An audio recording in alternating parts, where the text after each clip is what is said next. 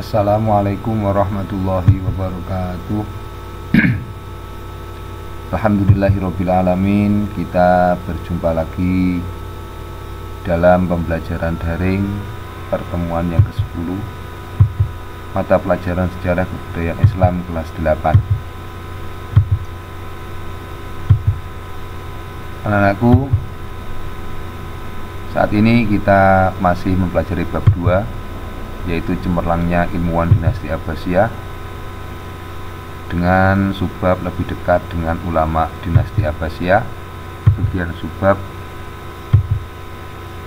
dengan ulama ahli fikih ataupun imam madhab, dan juga ulama tafsir. Imam madhab secara umum kita tahu mereka berjumlah ada 4 orang, yaitu imam madhab Hanafi atau Hanafiyah, Malikiyah, Syafi'iyah, dan Hambaliyah. Yang pertama adalah Imam Hanafi. Imam Hanafi ini adalah salah satu imam yang termasuk tabi'in. Tabi'in itu adalah orang yang secara keilmuan ataupun secara generasi adalah generasi setelah sahabat. Jadi sahabat Nabi, kemudian Nabi mempunyai seorang sahabat. Sahabat itu adalah seseorang yang mengetahui Nabi dan mengimani Nabi ataupun ajaran yang dibawa oleh Nabi. Kemudian di bawah sahabat itu ada tabi'in, kemudian setelah tabi'in itu ada tabi'in, kemudian para alim ulama dan seterusnya. Imam Hanafi ini mempunyai kitab fikih, yaitu fikih akbar atau al-alim wal mu'tam, fikih akbar. Kemudian Imam Hanafi ini adalah salah satu imam dari 4 madhab yang orang pertama kali menyusun kitab fikih, yang mana di dalam kitab fikih itu tersusun secara rapi. Yang pertama adalah kitab Toharoh, kemudian setelah itu bab sholat dan seterusnya. Itu adalah yang pertama kali adalah Imam Hanafi, kemudian diikuti oleh imam-imam madhab selanjutnya. Kemudian Imam Hanafi ini adalah dalam pengambilan hukum itu adalah menggunakan Al-Quran, Sunnah Rasul, fatwa sahabat, ijma, ikhtisan, qiyas, dan uruf. Yang selanjutnya adalah Imam Malik. Ini disebut juga dengan Sayyid Fuqaha al-Hijaz. Hijaz itu ada Taif, Madinah, sama Makkah. Itu pimpinan ulama ahli fikih di tanah Hijaz. Kemudian Imam Malik ini menerima hadis dari 900 guru, 300 tabi'in, 600 tabi'in. Beliau mengarang kitab Al-Muwatta yang berisi tentang 100.000 hadis yang disusun selama 40 tahun. Kemudian dalam pengambilan hukum ini adalah menggunakan Al-Quran, hadis, ijma, dan qiyas.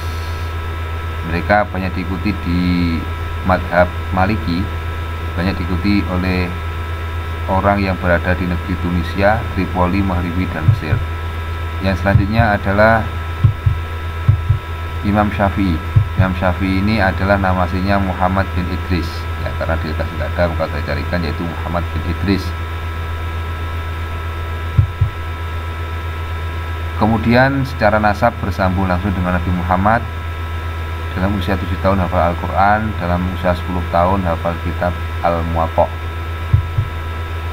Kemudian yang selanjutnya Imam Syafi'i itu mempunyai beberapa kitab. Sekarang terbesarnya adalah ada Ar-Risalah dan ada Al-Um. Kitab Ar-Risalah ini berisi tentang kitab Ushulul Fiqih, kemudian Al-Um berisi tentang kitab madhab Syafi'iyah. Kemudian Imam Syafi'i pengambilan hukumnya berdasarkan Al-Quran, hadis, ijma, dan qiyas, hampir sama dengan Imam Malik, yang mana Imam Malik tersebut adalah juga termasuk gurunya Imam Syafi'i.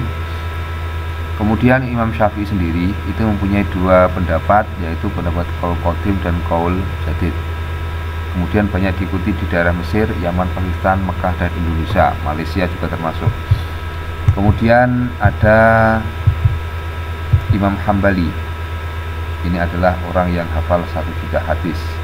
Jadi tidak hanya hafal hadisnya isinya saja, namun juga hafal rawi-rawinya, berikut orang-orang yang mengetahui orang-orang yang merawikan hadis, apa itu banyak dustanya yang menyebabkan hadis itu menjadi hadis dhaif. Kemudian juga zuhud. Kemudian mempunyai kitab yang bernama Al-Musnad yang berisi 27.000 hadis. Kemudian Imam Hambali ini terkenal juga dengan imam 8 hal. Imam dalam Al-Quran, imam dalam hadis, imam dalam fikih, imam dalam bahasa, imam dalam fakir. Jadi orangnya ini sangat-sangat fakir kemungkinan. Kemudian dalam zuhud, warok, dan sunnah. Sunnah di sini adalah orang-orang yang suka ataupun orang yang gemar melakukan sunnah-sunnah Nabi. Imam Hambali ketika wafat yang bertakziah adalah 800.000 laki-laki dan 60.000 perempuan. Anak-anakku,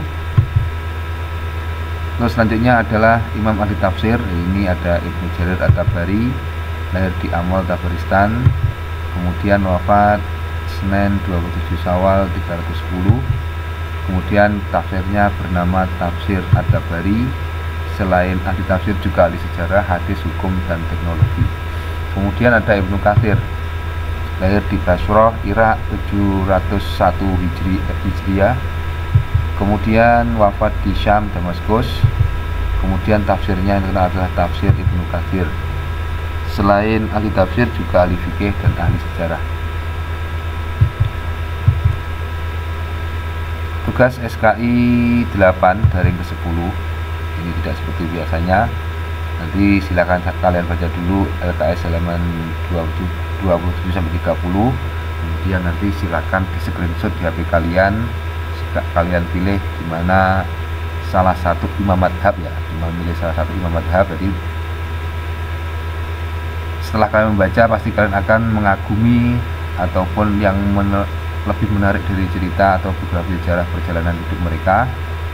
Kemudian silakan di screenshot tepat pada pembahasan salah satu imam madhab. Kemudian silakan kirim screenshot sekaligus alasannya mengapa memilih salah satu imam madhab tersebut di bawah kiriman WA tersebut. Jadi tidak usah ditulis di buku, langsung kalian screenshot.